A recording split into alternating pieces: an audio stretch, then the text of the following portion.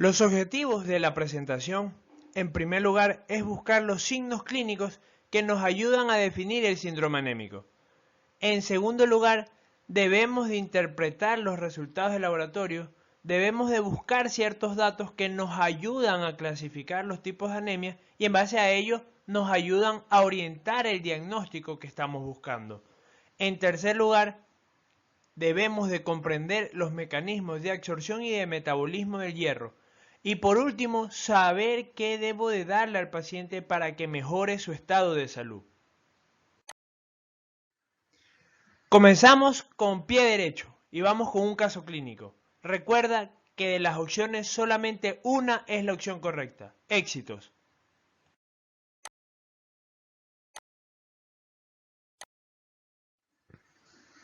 Como una de las definiciones, podemos decir que la anemia es la disminución de la concentración de hemoglobina en la sangre.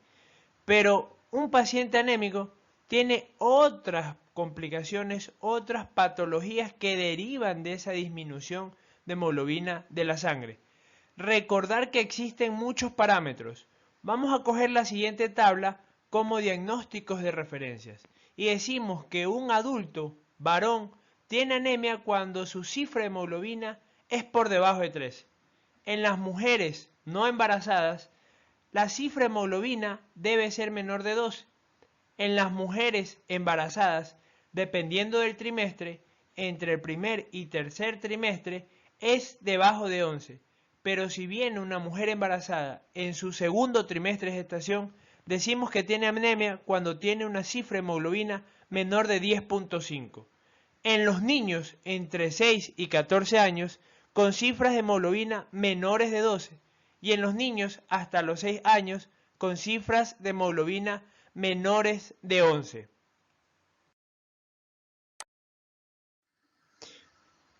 Primero debemos de definir qué es el síndrome anémico.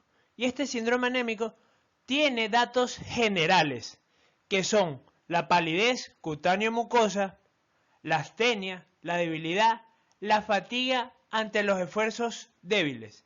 Recordar la cuestión de astenia, recordar la cuestión de me siento cansado.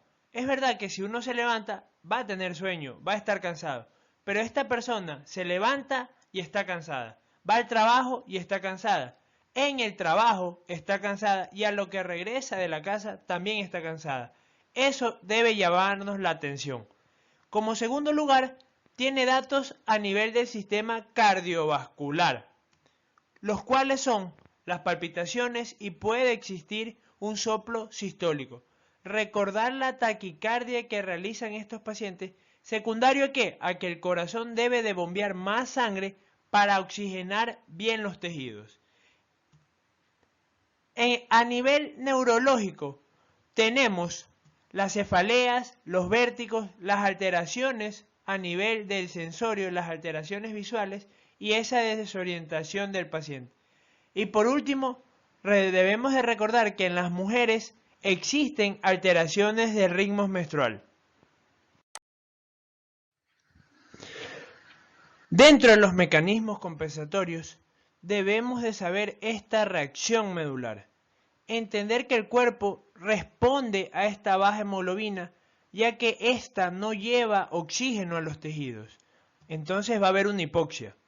En esta hipoxia, a nivel renal, estimula el aumento de la eritropoyetina.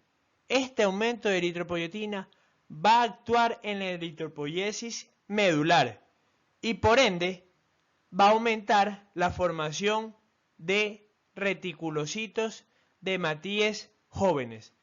Otra de las acciones es la disminución de la afinidad de la hemoglobina por el oxígeno, debido al aumento de los hidrogeniones por el metabolismo anaerobio y al aumento del 2,3-difosfoglicerato.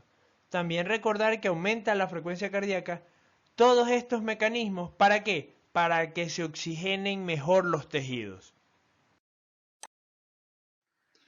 La biometría hemática es un examen que se debe de analizar con bastante frecuencia a nivel de la práctica del médico de atención primaria, del médico de medicina general. Recordar algunos parámetros de estas. En primer lugar tenemos a los eritrocitos, que son entre 4 a 6 millones. El hematócrito, que mide el porcentaje de sangre que corresponde a glóbulos rojos luego de una eritrosedimentación. La hemoglobina. Siempre hay una relación entre hemoglobina y hematócrito, y esa relación es alrededor de 3. Si tenemos una hemoglobina de 7, muy probable el hematócrito ande alrededor de 21. Pero esta relación, cuando existe ciertos datos, por poner un ejemplo, una deshidratación, no es una relación 3 a 1, sino que varía. Otro dato que debemos de tener bien en claro es el volumen corpuscular medio, que su normalidad en la mayoría de laboratorios está entre 80 a 100. Es muy importante este volumen corpuscular medio, ya que nos ayuda a clasificar el tipo de anemia y con ello a buscar su posible origen y por ende su tratamiento adecuado. Vamos a ver clasificaciones de las anemias. Recordar que podemos clasificar a las anemias según su tamaño. Un valor en la biometría hemática que nos ayuda a clasificar según el tamaño es viendo el volumen corpuscular.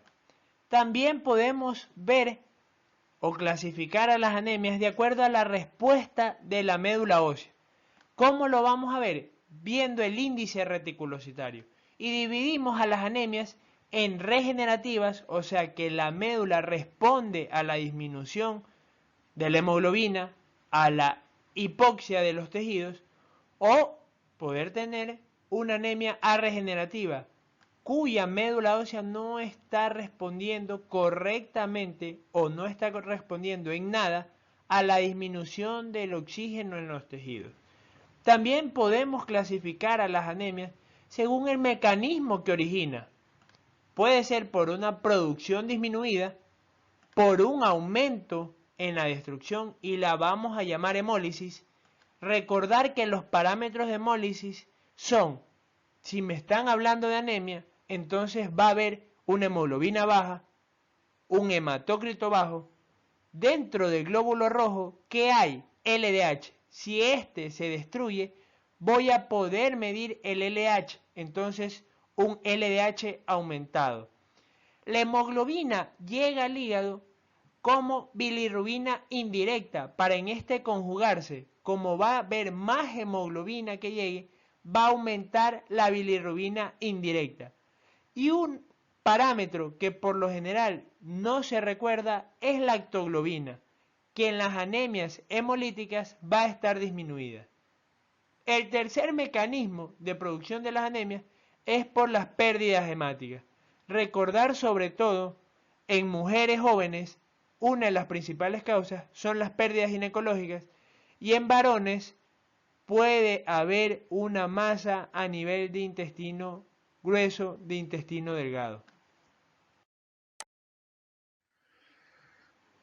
Es muy importante tener esta clasificación de las anemias según su volumen corpuscular medio. Y en esta podemos decir que una anemia que tenga un volumen corpuscular medio menor de 80 es una anemia microcítica. ¿Eso en qué nos ayuda? A saber las causas de anemia microcítica. En primer lugar, anemia ferropénica. En segundo lugar, talasemia. Y recordar que la anemia por trastornos crónicos, anemia enfermedad crónica, que es por lo general una anemia normocítica cuyo volumen corpuscular está entre 80 a 100, a veces puede ser microcítica. No se olviden que en estas anemias los exámenes de laboratorio que debemos de pedir es un perfil de hierro, perfil de hemoglobina y por último lugar, si es que no tengo una causa definida, el gol estándar que es la biopsia de médula ósea. Si tenemos un volumen corpuscular entre 80 a 100, decimos que la anemia es normocítica.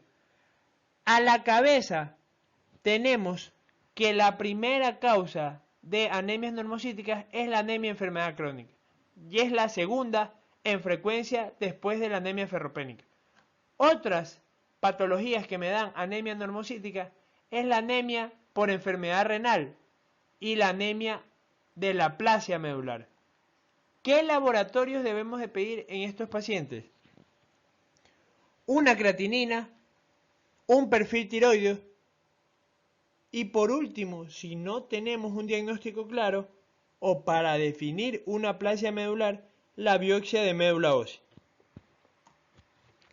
En las anemias que tienen un volumen corpuscular mayor de 100 las llamamos anemias macrocíticas. Recordar que dentro de esta definición de macrocítica tenemos a las anemias megaloblásticas, que es por deficiencia de vitamina B12 por deficiencia de vitamina B9. Otras causas de anemias macrocíticas está el hipotiroidismo, el alcoholismo. ¿Qué laboratorio debemos de solicitar en este tipo de anemias? Niveles de cianocobalamina, niveles de ácido fólico. Ver en la historia clínica datos de alcoholismo. Ver en los laboratorios una GOT elevada, una gamma-glutamil transpeptidasa elevada. Podemos visualizar enzimas hepáticas y ver en la historia clínica la toma de medicamentos como, por ejemplo, el metrotexate, que deprime los niveles de ácido fólico y me puede dar una anemia megaloblástica. La otra clasificación de las anemias es según el ancho y distribución de esta. Debemos de recordar que si yo tengo una anemia microcítica y el ancho y distribución eritrocitario es normal, debemos de saber que la causa más probable es una talasemia. Pero si yo tengo una anemia microcítica con un ancho y distribución eritrocitario alto, la causa con mayor frecuencia a producirla es la anemia ferropénica. Con los datos proporcionados hasta el momento, podemos con facilidad responder este caso clínico. No se olviden que de todas, solamente una es la opción correcta.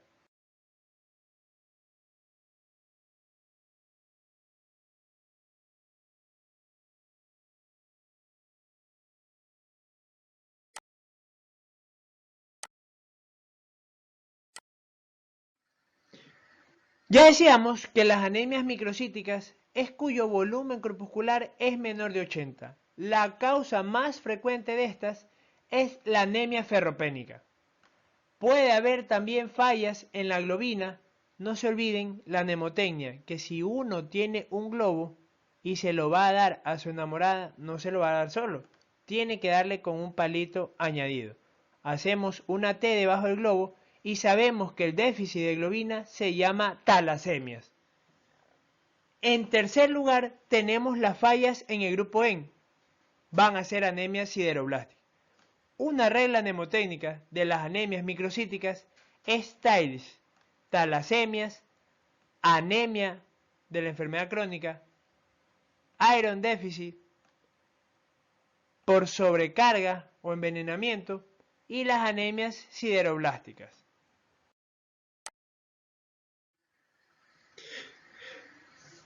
Debemos tener bien clara la fisiología de la absorción de hierro, ya que esta nos va a ayudar, si existe alguna alteración, a ver la causa de la anemia ferropénica.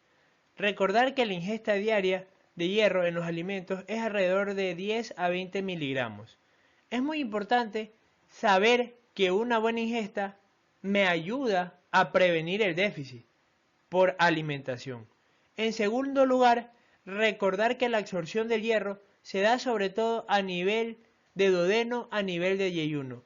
Es muy importante que para la absorción del hierro se necesite de un pH ácido. Así que cualquier patología que alcalinice el pH puede ser por toma de medicamentos, omeprazol, antiácidos, puede ser porque no existan células parietales que produzcan ácido clorhídrico, por poner un ejemplo, en la anemia perniciosa, o cuando existe una cirugía a nivel de estómago que disminuya la síntesis de ácido clorhídrico, se ve alterada la absorción. Recordar que la hemoglobina es una persona o es una mujer aniñada. Ella no va en bus, no va a pie a ningún lado. tiene un transportador especial, tiene un taxi que la lleva a nivel de la sangre a diversos lugares. ¿Cuál es ese transportador? Comienza con T, la transferrina. Este de aquí la puede llevar a almacenarse. ¿Dónde se almacena el hierro? Se almacena en los macrófagos de la médula ósea, en el vaso, en el hígado, en el músculo. Recordar que el mejor marcador de almacenamiento de hierro es la ferritina. Esta nos va a ayudar en el diferencial entre una anemia ferropénica de una anemia de trastornos crónicos cuando las dos son microcíticas. Y por último, recordar la excreción del hierro, que se da básicamente por la descamación cutánea, por la descamación del epitelio intestinal, caída del pelo, recambio unguial, sudoración, saliva y bilis. Esta pérdida es alrededor de 1 a 2 miligramos de hierro al día. ¿Dónde están las reservas de hierro? Básicamente, el hierro o la gran cantidad de hierro está unido a la hemoglobina, pero tenemos que está también almacenado en el hígado y almacenado en el sistema retículo endotelial. No se olviden recordar que la pérdida máxima de hierro es de 1 a 2 miligramos por día. Si esta pérdida se incrementa, va a haber un déficit de hierro y por ende una anemia ferropénica. Factores que intervienen en la absorción de hierro. Lo que lo favorecen es el ácido clorhídrico, las sales biliares, los ácidos orgánicos. Y los que inhiben la absorción de hierro son, por ende, la alcalinización gástrica, los fosfatos, los cereales, la toma de inhibidores de bomba de protones, la toma de antiácidos. Recordar que si uno da leche con hierro, el calcio se une a este e inhibe su absorción. Las causas de anemia ferropénica debemos de catalogarlas si es por una baja oferta, por poner un ejemplo, una dieta inadecuada. Por lo general, el paciente va a tener otros datos de una mala alimentación, como un bajo peso, desnutrición, ciertos parámetros clínicos que me dicen que el paciente no solamente tiene déficit de hierro, sino de otros micronutrientes. También se puede dar por una alta demanda. Es más frecuente ver anemia en los pacientes que están en crecimiento. Es más frecuente ver anemia en las mujeres jóvenes por la menstruación. Es con bastante frecuencia ver anemias en el embarazo, en la lactancia, por la alta demanda de esta. Recordar una pobre absorción. ¿En dónde? Pacientes que tengan aclorhidria, por X razón. Pacientes que hayan sido operados a nivel de estómago, sacaron un pedazo de estómago, justo ese pedazo tenía las células parietales productoras de ácido clorhídrico y si no hay un pH ácido disminuye la absorción de esto. Saber de la enfermedad celíaca que afecta el duodeno, el yeyuno y por ende va a afectar la absorción de hierro. Dentro de las pérdidas por hemorragia, recordar que la menstruación debe ser anormal. Es normal que una mujer en su segundo día tenga aumento de las pérdidas hemorrágicas, pero no es normal que el primer día tenga una menstruación de 180 ml, el segundo día de 180 ml, hasta el quinto día de 180 ml, ahí vamos a catalogar una menstruación anormal. Recordar la hemorragia digestiva. Si me ponen a mí enfrente a un paciente de 50, de 60 años con una anemia microcítica que yo sospecho que es por déficit de hierro, es muy probable que tenga una masa a nivel digestivo. Debo de realizar una colonoscopía. Lo mismo ocurre en una mujer posmenopáusica, que ya no puedo echarle la culpa a la menstruación. Va a tener el mismo abordaje que un paciente masculino. Debo de buscar sangrado a nivel de tubo digestivo en estos pacientes. La clínica, ya hablamos del síndrome anémico. Mareos, acúfenos, cefalea, vértigos, irritabilidad, palpitaciones, soplos funcionales, taquicardia, disnea, fatiga muscular, astenia, calambres. Ahora vamos a añadir datos de un síndrome ferropénico, que es caída del cabello, uñas frágiles, coiloniquia, apertura de las comisuras bucales, estomatitis angular, puede haber escleras azules, membranas esofágicas que me van a generar un síndrome, Plummer-Vinson, que es anemia ferropénica más disfagia por membranas esofágicas. Puede haber el desarrollo de la ingesta de sustancias no nutricias, pica.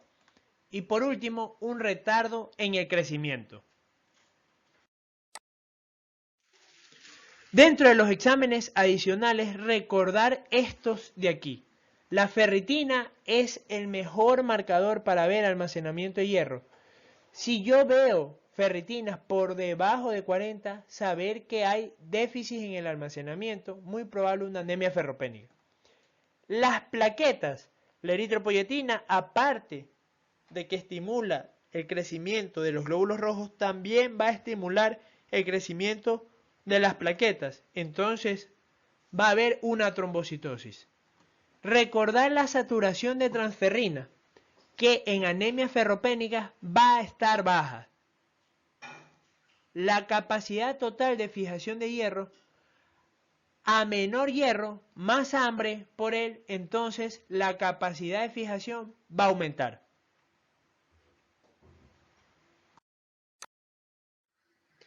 Recordar del tratamiento oral. Primero, para dar tratamiento debo de tener bien definida la causa, porque un tratamiento correcto, si no tengo una etiología, va a hacer que el paciente vuelva a la consulta en los 2 a 3 meses terminar el tratamiento, porque va a seguir habiendo la pérdida de hierro y por ende va a seguir el paciente con clínica de anemia ferropénica. Segundo, ¿en qué consiste? Primero, en restaurar los niveles de hemoglobina para que se oxigenen bien los tejidos y después llenar los depósitos de hierro. Saber que nosotros debemos de dar 180 miligramos de hierro elemental al día, pero las tabletas que vienen en presentaciones de 100, de 200, pero con 60 miligramos de hierro elemental. Entonces, para cumplir esto de dar 180 miligramos de hierro elemental al día, debo de dar al principio entre 3 a 4 tabletas de sulfato ferroso. No olvidar que este es el más sabroso. Recordar que las pastillas debo de darlas 30 minutos antes de las comidas. No con té, no con leche, no con café, tampoco con alimentos, ya que estos alcalinizan el pH gástrico y evitan la absorción. Recordar una regla mnemotécnica de 3 a 6. De 3 a 6 días, con un buen tratamiento, se normalizan los reticulocitos. De 3 a 6 semanas se normaliza la hemoglobina y de 3 a 6 meses se van a llenar los depósitos de hierro, va a aumentar la ferritina y por ende ese va a ser la culminación del tratamiento. Mantener por lo similar un tiempo adicional hasta recordar llenar los depósitos, no olvidarse de estos.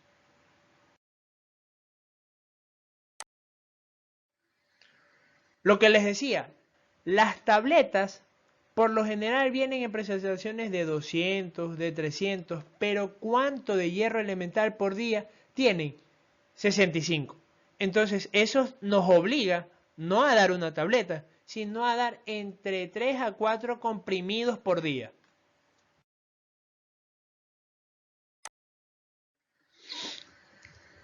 Recordar el tratamiento parenteral. Primero, darlo cuando hay una intolerancia a la terapia oral o cuando las pérdidas sean mayores que la reposición que puedo dar a nivel oral. ¿Cuándo también indico tratamiento parenteral? Cuando tenga efectos adversos por el hierro. Recordar que este produce bastante irritación gástrica, bastante dispepsia, estreñimiento, puede dar datos de una falsa melena. Las inyecciones de hierro sacarosa se dan en infusión lenta de 2 a 5 minutos hasta 200 miligramos sin diluir. Los ciclos son de 5 aplicaciones en un periodo de 14 días Y por último, recordar que la dosis acumulada es de 1000 miligramos 14 días. Por último, tenemos un caso clínico. Recordar de este que solamente... En resumen, la anemia por déficit de hierro es una anemia cuyo volumen corpuscular es menor de 80, microcítica, con un ancho y distribución de este elevado. El volumen corpuscular medio normal es entre 80 a 100. Recordar que la ferritina es el mejor marcador para medir la falta de hierro, para medir los almacenamientos de este en el organismo. Y por último, saber que el hierro elemental es de 180 miligramos día y que el hierro parenteral solo los reservo para casos especiales. Muchas gracias.